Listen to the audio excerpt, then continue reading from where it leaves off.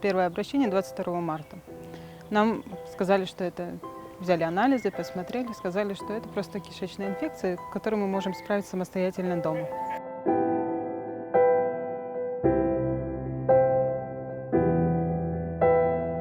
Мы сами с мужем без направления, без ничего приехали в инфекционное отделение. Нам сказали, ну да, ложитесь, есть кишечная острая инфекция.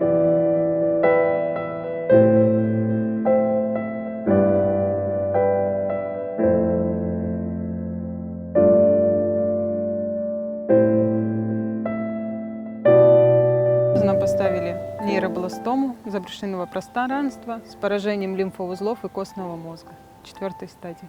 Прошли уже одну химию. Сейчас мы будем в субботу получать вторую химию, начнем второй блок.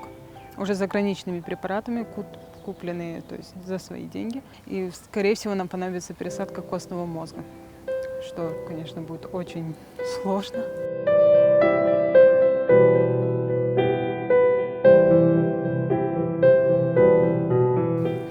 Мне очень тяжело, конечно, это все говорить, но мы все, наша семья, мой ребенок, очень нуждаемся в вашей помощи. От этого зависит его жизнь. Мы не знаем, что будет дальше, какое лечение нам потребуется, но мы хотим заранее максимально быть готовыми ко всему, чтобы жизнь ребенка не стояла в зависимости от бумажек, денег.